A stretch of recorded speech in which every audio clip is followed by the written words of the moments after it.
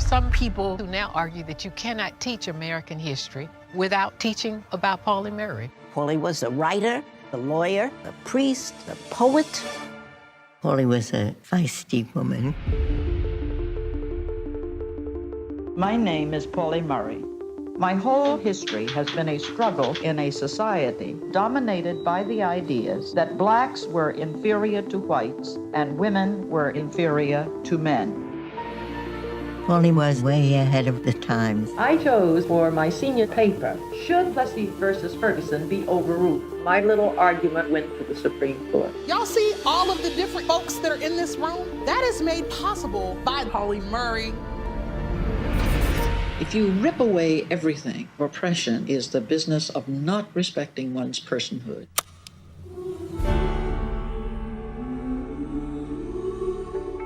For my first 2 years, I was the only woman in the law school. They didn't even let me talk. Thurgood Marshall is talking about Jim Crow, and she says, what I'm experiencing is Jane Crow. Pauli Murray was not just an amazing lawyer or a badass feminist, but also a queer, non-binary person. Sitting in front of Murray's notes, the turmoil and the suffering, this is a feeling I know well. Scholars who have written about Pauli largely still use feminine pronouns. I don't know what pronouns Pauli would say. Trans and gender non-binary people have always been a part of our American context. So did y'all just think that your generation invented it?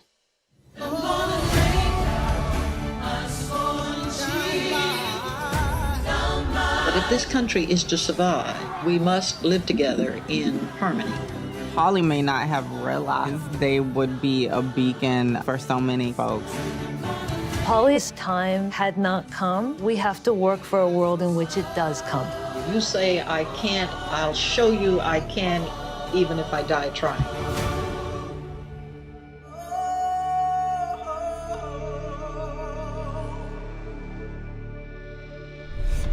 Welcome to the AFCA Roundtables. Today we are excited to speak to Mr. Cinque Northern about a provocative and must-see documentary, My Name Is Pauli Murray. Joining us today, we have Mr. Al McGee in Florida. We have Miss Nancy Green in LA. We have Dana Abercrombie in New York. Patrick Riley, also in New York. And me, Rhonda Rashay Penrice in Atlanta. So let's get started. I'm Al McGee at yeticket.com. And my first question is this. But before I ask my question, I just have to say, wonderful documentary, very informative. But my question is, she has so much as far as in our archives and things like that. How did you decide on what to put in the documentary? And to me, unfortunately, the documentary was very short. It was only an hour and something. I wanted to see more. But how did you decide to, put what you put in the documentary to put it in the documentary? Because there's so much that I'm sure you had a lot of information to put in there. Yeah, you're absolutely right. There's so many things that Pauli Murray did that couldn't be included in the doc just for the sake of time, for the sake of a lot of reasons. But basically, we choose what should be, or it was sort of a team process. So first, the directors, as they were doing their research, really tried to see what could we build a scene around. That really drives a lot when you're making a film, is what information do you have? What do you have from the archives? What photos do you have? What can we actually make a scene out of it? And then there are some things, the real milestones, the legal cases that we know have to be in there. But then it becomes about, how do we want to tell the story? From what angle? What do we want to leave out? And ultimately, Pauli occupied so many spaces that the challenge was to weave all of this together. We're talking about a civil rights activist. We're talking about a lawyer, a poet, a preacher, a scholar. And so that the film didn't feel disjointed, we also picked the scenes that we tried to find a theme that tied it all together, so that when you, the viewer, are watching it, you're not aware that we're jumping all around. It just feels like one experience. And that's really a lot of what makes us decide to choose one thing or another is, are we creating a story and a flow to Pauli Murray's life and the arc of Pauli Murray's life, so that when you're watching it, you don't feel it. You don't feel the transitions. You're just having an experience. Well, I hope I can ask another question. My question is, how did you get involved with this project? Because you did a great job. Thank you, appreciate it. I was, so the directors, Betsy West, sorry, let me go back. The directors reached out to me, and the producers reached out to me to basically just to interview for it. And I had never heard of Pauli Murray. So they told me a little bit about it, and I come from an art background. I was a painter. I've been in doc film for almost 20 years, but I'm also an artist, a visual artist.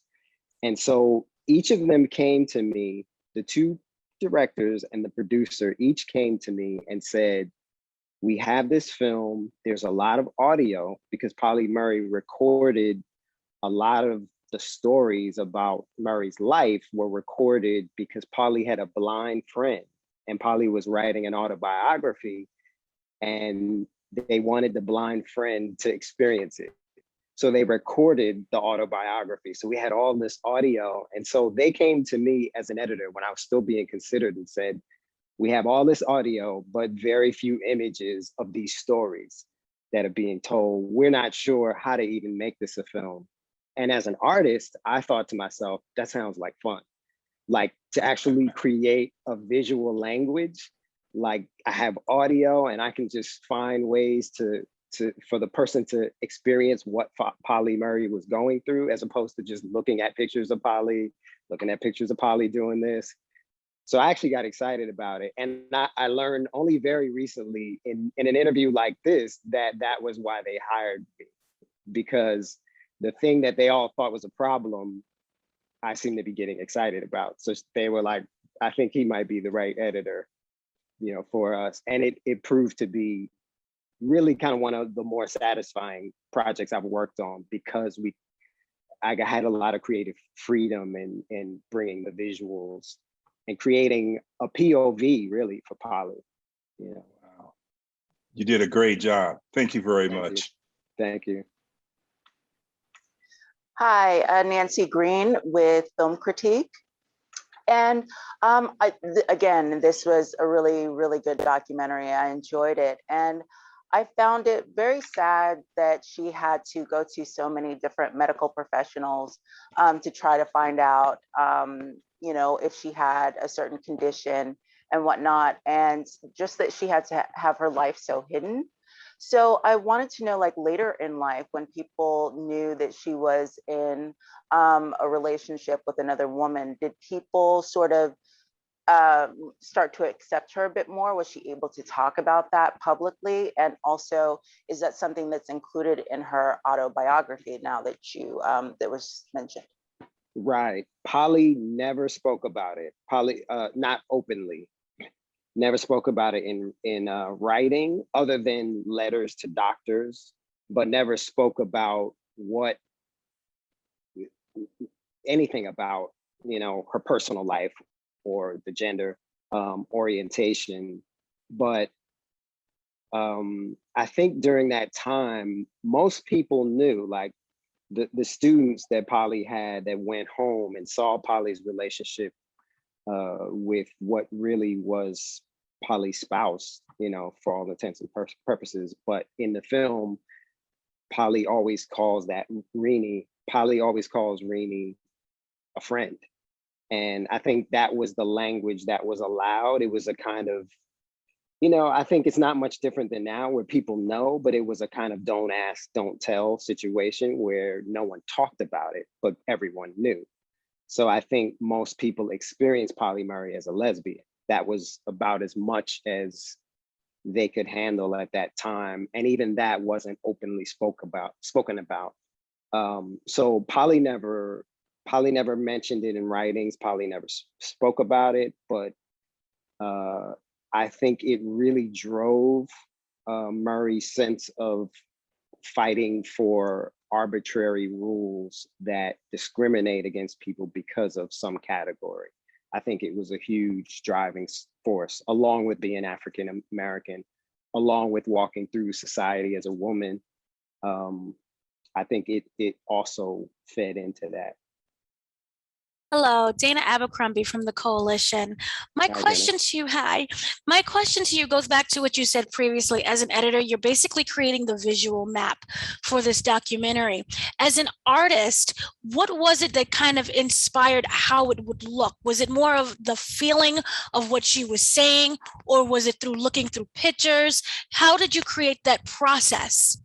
Sure. So the way I think how my art ended up coming into play in a way I hadn't even anticipated is in the archive. So a lot of the archival material, there are photographs, there are letters, there are documents, there are things that actually appear in the film. And they don't always have this like horizontal orientation that a film frame has. They might appear dead in the center. So the idea of stacking these archival papers and stacking these images so that you're actually looking at the documents and you have an actual visual sense of the archive. I think that's one way that we played with the visuals, and that informed how the graphics were in the film. They were always like stacks of papers and archives, because Pauli Murray's personality, what seemed to reveal itself the more we looked at Pauli's footage and writing, is Pauli was a busybody. And so I think if you were to think Martin Luther King, you might see Martin Luther King at a podium, you might see him marching, you might see signs. Pauli Murray's activism looked like this, was typing with stacks of papers. That was Pauli's weapon, and that was Pauli's, I think, words really were Pauli's biggest weapon. And so giving people the experience of all these papers without it being boring, because that's my job as an editor, is keep everybody awake as we go through all of this information and make it experiential. So I think having those archives and actually putting them in the film, not just for information's sake, but in a graphic way that was interesting. I think that language kind of came out of the fact that she was sharing her archive with us in the first place. Thank you so much. Sure. Hi, I'm Patrick Riley, host of Inspired with Patrick L. Riley, digital show on Crew TV, which is a digital channel for the civically re-engaged women. So this is a story I know this audience will appreciate vividly and just to depths and to heights. We keep talking about these assets. It's almost as if Pauli was one of the producers, because she really did in absolutely archiving everything, put language on things that preceded, public knowledge, including if just letters with her mental health professionals that worked with her during that time. So she did put some language on her inner conflict. I'm interested in knowing, as the numbers of assets went, and in terms of whoever your screeners were or your APs were, what was the thing that came out of all of the gems that just sort of said, wow, we can build a scene out of this? Because I think, to find the letters between she and her partner, for example, that, no, she never said anything about her orientation, but whoa, those letters spoke volumes. What were some of the things that gave you kind of goosebumps? Because she was speaking from the grave in many instances. Well, you almost just answered the question, because that is the first example that popped into my head, is the letters with Rini. So I don't know, and hopefully people don't notice or experience this, but there are no pictures of Pauli Murray and Rini in the same photo. There are none. There are 3 pictures of Rini, period, that we were able to get. So the challenge was, how do we make the case this is the love of Pauli Murray's life, and there's not even a formal picture of them together? How do we show the affection? And so those letters were that was a challenge for a while. So those letters, I don't know who it was that discovered the letters. I don't know if it was, I'm not sure. But when we got our hands on those letters and decided to make a love scene between two people by them going back and forth. And it's the little things like their pet names for each other. Hey, Linus, what are you doing? Hey, like that's the kind of thing that show a deep connection. Ironically, it's not an expert describing, well, Pauli Murray and Rini were very, I mean, you can have the experts say that, but you can do it so much quicker when you just are able to see how people communicate with each other. So that was definitely one of those gems. Another gem we found was when Pauli Murray rides the rails, we found that one picture of Pauli Murray climbing up a train. And that we built the entire, that is the only image in that scene of Pauli Murray, but you don't feel it because the idea was to show Pauli Murray, but then after that, show what Pauli Murray saw, so that you feel like you are Pauli Murray on the train. So we don't have to always just show the subject. We can show, well, what did the subject see? So we see the train, we see other, you know, young people jumping up and down. We show the environment that Pauli Murray was in. And then that makes you feel, it takes a step beyond seeing Pauli Murray. It's like you're experiencing Pauli's view, you know, point of view. So that was another gem. Brilliant, brilliant work. I'm a producer often of high profile and high volume material, including Oprah's Legends Ball. So I could only imagine certain moments where it was like you were cracking the code, and and she gave you the material to be able to crack the code. Great job. Thank you. Hey, it's Rhonda again. Rhonda. I'm curious about the footage in Africa, in Ghana. Can you speak on that?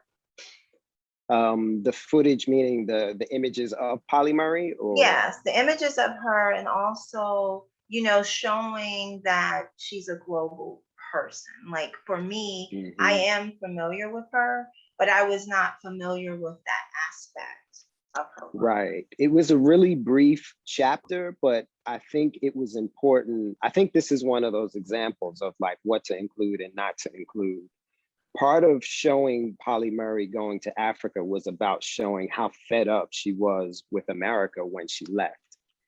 And because there was a lynching, a Matt Parker lynching that was it was Pauli's last straw. And as Pauli writes, like that, I was fed up. And so showing that extreme, but then at the same time, once they started facing challenges in Ghana and having some of the same issues of you know, repression, and I think Pauli needed to experience that to sort of say, no, you know what, African Americans helped build America as we know it today, and I'm as much as an American as anybody else. And if my ancestors built this country, then this country, I need to be a citizen in this country. And it sort of made her decide to come back and fight for what, you know, for what she had essentially left. And I think that was a key moment in Pauli's life. But it also showed that Murray's ideas went beyond the local, you know, these ideas of freedom and equality, and not discriminating just on the basis of a category you create. These ideas are global. And so it wasn't surprising to see that Pauli would take those ideas other places, or, you know, leave the place of birth, leave Murray's place of birth to sort of live out those ideals. And she found that that they were needed in other parts of the world as well. Exactly. Yeah. Thank you. Hey, this is Al McGee with YAticket.com again. First of all, I want to congratulate you. You worked on the one and only Dick Gregory also. That's another great documentary you worked on. Thank you. My question about Pauli Murray is this. I don't know She wrote to President Roosevelt, and then she became a friend with Eleanor Roosevelt. Can you talk about that? Sure. And this is one of those stories where it's the relationship with Eleanor had been ongoing. There were a lot of little tiny chapters that we didn't have time to include in the film. But initially, Pauli Murray went to a work camp during the Depression, and Eleanor visited that work camp. And that was the first kind of brief time that they met. And then when there were other times. So by the time Murray reached out to Eleanor, she knew who Pauli Murray was. But that relationship, it's interesting because it was an example of two people who had a lot of conflict, but somehow never gave up on the relationship, which I think there's a lot there to be learned. Murray didn't pull any punches, in educating the First Lady on what it really felt like, these issues that were so political or politicized. Pauli Murray let Mrs. Roosevelt know how it felt to be a Black person and didn't pull any punches. And I think to some extent, the First Lady was open enough to at least hear it, and didn't always act quickly on it, couldn't always have the empathy, but their relationship went through a lot of ups and downs, but it never went, they always maintained it. And ultimately, Eleanor gave her a big opportunity to work, to have a place in the women's rights movement. So it's a little known relationship. There's a book about it that's specifically about Eleanor and Pauli Murray's relationship. Oh, really? Yeah. It's I should know this because we interviewed the author, but it's escaping me now. If it comes to me, but there's a book specifically about Firebrand and the First Lady. It's called Firebrand and the First Lady. And that's because Eleanor refers to Pauli Murray as a firebrand. Wow, that's great. And again, this is a documentary that many people need to see. And I want to thank you so much for coming here with us here at the African American Film Critics Association. I really appreciate it. Thank you very much. No, it's a pleasure to be here. Thank you. Hi, Nancy Green again. And I wanted to know, how did you decide on the mood of the film? Because I was actually kind of expecting it to be very somber, and it was really upbeat. And so I was wondering about how you decided to do that. Yeah, it was a balance of going back and forth, because I think that sometimes if you really admire someone, you can show a lot of their victories and not enough of their challenges. And I always pushed a little bit more to show Pauli's challenges, because that's what someone can connect to when they're watching the film. You can Wikipedia anyone to see what they did, but you go to a movie to have an experience, and you want to feel that outrage. You want to feel the ups and downs. And I think the challenges give Pauli Murray's victories a lot more. There's a lot more emotion when you see the challenges and what Pauli had to fight to get to the victories, the legal victories. That said, I didn't want a film that,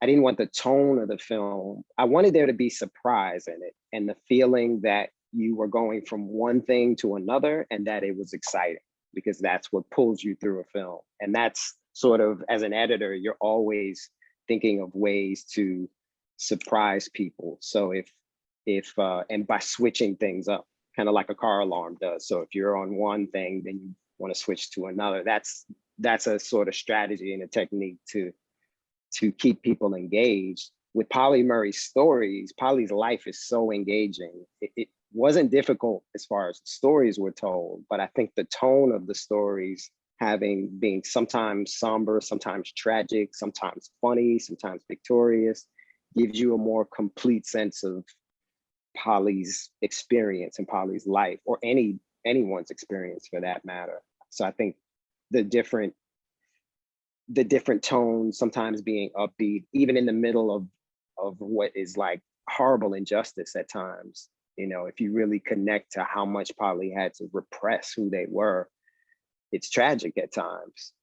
But I think it, you know, going through that with some victory and some upbeat moments gives you a more complete picture than if it were all one thing. You'd start to desensitize after a while if it were just a one note. Thank you. And that, yeah, that was something that I really, really enjoyed about the movie, because afterwards I was like, wow, you know, I can't believe that she was so like unheard of given everything that she did. So yeah, very much. I had the same reaction when I started working on the film. Thank you.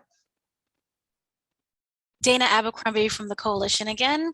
My question is about, you described earlier that this was basically a creative playground. What was it though about this documentary, not that you found so fascinating, but what was the one piece that you think that you will carry with you forever, basically? Well, that comes from Pauli Murray as a person. And what is so amazing about Murray is very few of us, when we see an injustice or we see something that's wrong or we feel we can't fully be who we are, most of us try to find some place in society to just not